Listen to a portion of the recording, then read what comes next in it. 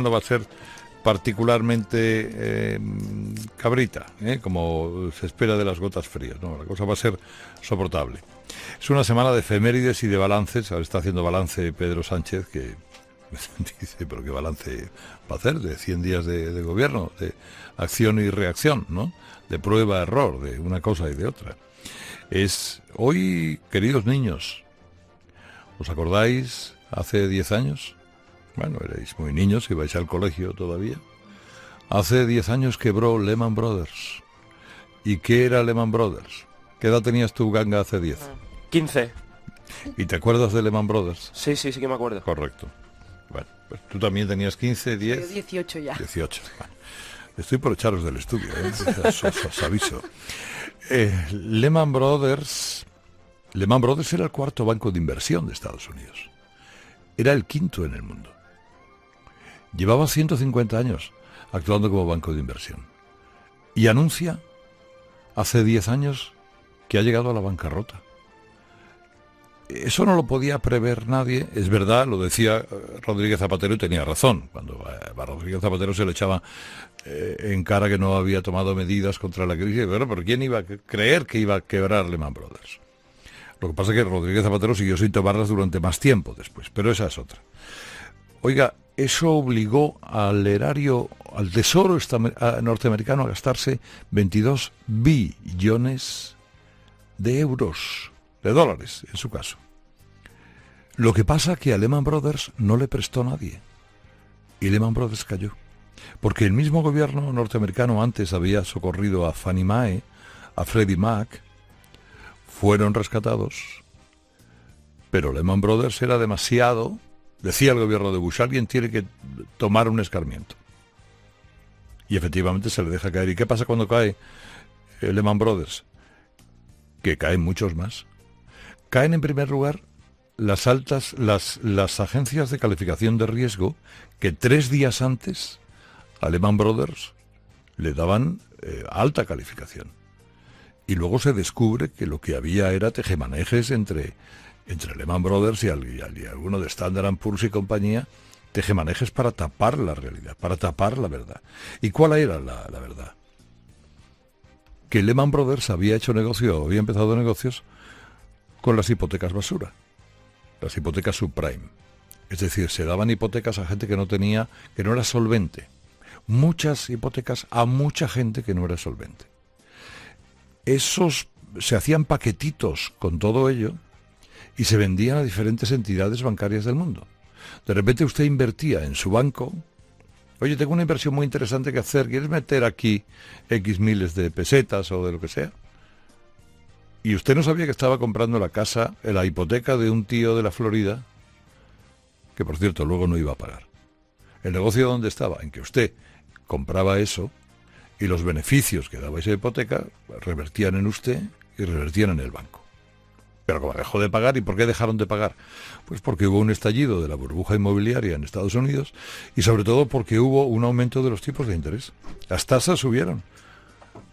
Y la gente se dio cuenta que costaba más la hipoteca que la casa que teóricamente tenían y dejó de pagar. Y así fue quebrando todo lo que estaba unido a Lehman Brothers. Se sumó la crisis de la deuda europea, la crisis del euro. También explotó la burbuja inmobiliaria en España. Hubo el hundimiento de las cajas. Es decir, había demasiada exposición al riesgo. Y esa crisis, que fue una crisis especulativa, ¿puede volver a darse? ¿Han escuchado ustedes al profesor Guy de Líbana ahora mismo diciendo la historia se repetirá? ¿Y por qué dice eso el profesor? Pues porque efectivamente hay dos cuestiones que están en la naturaleza humana que pueden hacer que las crisis de este tipo se repitan, que son la codicia y la mala memoria. Y de las dos cosas tiene el ser humano mucho. Al quebrar Lehman Brothers, los bancos no sabían lo que Lehman Brothers les debía y lo que no les iba a pagar, por cierto. Con lo que dejaron de gastar, dejaron de prestar y dejaron de prestarse entre ellos. ¿Y eso qué significó? Pues que las empresas empezaron a no recibir ayudas de financiación Y de ahí llegó la recesión y de ahí el aumento del paro. Y con el aumento del paro, la contracción del gasto. Y con la contracción del gasto, bla, bla, bla, bla, bla. A día de hoy todavía los expertos no se ponen de acuerdo si fue un error dejar caer a Lehman Brothers o no. Hay quienes dicen que sí, hay quienes dicen que no. Pero es verdad que el sector financiero no ha vuelto a ser el mismo desde entonces. Ahora la economía española se enfrenta a escenarios como la desaceleración, ante un alza del petróleo, de las materias primas, ante un alza de la vivienda, del precio de la vivienda bárbaro. Cuidado que no nos encontremos ante otra burbuja del ladrillo. Ante la decisión del Banco Central Europeo de no comprar deuda, es decir, un momento delicado. Y los gobiernos tienen que estar a eso, que son efectivamente los principales problemas que tiene un país, saber si en el 2030 se van a pagar las pensiones. ¿Hay algún plan para pagar las pensiones en el 2030? ¿Y lo tiene el gobierno de Sánchez? ¿Está el gobierno de Sánchez en la desaceleración económica o está solo en desenterrar a Franco?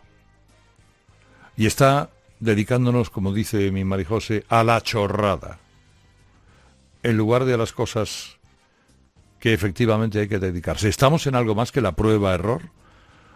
Me equivoco, rectifico. Lo de las corbetas de Margarita Robles. Se llega a un acuerdo con Arabia Saudí por el cual serán vendido 400 bombas, a 23.000 castañas cada bomba, 9 millones de euros. Se cobran los 9 millones de euros. Llega Margarita Robles y dice, mi conciencia no me lo permite venderle bombas a Arabia Saudí porque igual se la tira a los yemeníes. Y llama a Arabia Saudí y dice, oye, que no te voy a demandar las bombas, te devuelvo los 9 millones de euros. ¿Y qué han hecho los saudíes? Pues decir, te vas a meter las corbetas que me vas a construir, tú y tu gobierno, por donde el sol no brilla. Oiga, le contaba yo antes, al embajador canadiense en Arabia Saudita, que subió un tuit que decía, estoy a favor de los derechos humanos o de la libertad para los luchadores de derechos humanos en Arabia Saudí. Lo han echado del país. Pero es que no solo lo han echado del país. Es que a Canadá le han suspendido el pago de un programa de becas y de un programa de financiación de la sanidad canadiense que tenían un acuerdo al que llegaron con Arabia Saudí, que ha supuesto que de momento la sanidad canadiense tenga que movilizar a 15.000 enfermos de sus sitios. Es decir, como para que no tengamos que andar con cuidado con estas cosas, con este prueba y error. Y no es la única ministra en problemas. La ministra de Sanidad, Carmen Montón, obtuvo un máster en la Rey Juan Carlos plagado de irregularidades. De esto han venido informando OK Diario, el diario.es. Carmen Montón superó con nota la mitad de las asignaturas del máster sin asistir a clases, sin tratar con los profesores. Una profesora asegura que aprobó su materia por medio de una convalidación que la ministra niega haber solicitado. Pagó la matrícula 3 meses fuera de plazo. Empezó el curso 4 meses tarde. La fecha del título oficial no coincide con la del resto de su expediente. ¿Va a pasar con este máster o vamos a tener con este máster las mismas ansias de investigación que con otros? Dice que va a responder hoy en rueda de prensa o en algo parecido. ¿Así 30 años? Así hasta... No, perdona, 30. Así hasta el 2030, o como dice Pilar García de la Granja Colectiva. Así hasta... Ya hasta el 2040. Pues esto... Oye, ¿por qué no? Venderle bombas a Arabia Saudí porque igual se la tira a los yemeníes. Y llama a Arabia Saudí y dice, oye, que no te voy a demandar las bombas, te devuelvo los 9 millones de euros. ¿Y qué han hecho los saudíes? Pues decir, te vas a meter las corbetas que me vas a construir, tú y tu gobierno, por donde el sol no brilla. Oiga, le contaba yo antes, al embajador canadiense en Arabia Saudita, que subió un tuit que decía, Estoy a favor de los derechos humanos o de la libertad para los luchadores de derechos humanos en Arabia Saudí. Lo han echado del país. Pero es que no solo lo han echado del país. Es que a Canadá le han suspendido el pago de un programa de becas y de un programa de financiación de la sanidad canadiense que tenían un acuerdo al que llegaron con Arabia Saudí, que ha supuesto que de momento la sanidad canadiense tenga que movilizar a 15.000 enfermos de sus sitios. Es decir, como para que no tengamos que andar con cuidado con estas cosas, con este prueba y error. Y no es la única ministra en problemas. La ministra de Sanidad, Carmen Montón, obtuvo un máster en la Rey Juan Carlos plagado de irregularidades. De esto han venido informando OK Diario, el diario.es. Carmen Montón superó con nota la mitad de las asignaturas del máster sin asistir a clases, sin tratar con los profesores. Una profesora asegura que aprobó su materia por medio de una convalidación que la ministra niega haber solicitado. Pagó la matrícula 3 meses fuera de plazo. Empezó el curso 4 meses tarde. La fecha del título oficial no coincide con la del resto de su expediente. ¿Va a pasar con este máster o vamos a tener con este máster las mismas ansias de investigación que con otros? Dice que va a responder hoy en rueda de prensa o en algo parecido. ¿Así 30 años? Así hasta... No, perdona, 30. Así hasta el 2030, o como dice Pilar García de la Granja Colectiva. Así hasta... Ya hasta el 2040. Pues esto... ¿Por qué no? Meses tarde... La fecha del título oficial no coincide con la del resto de su expediente.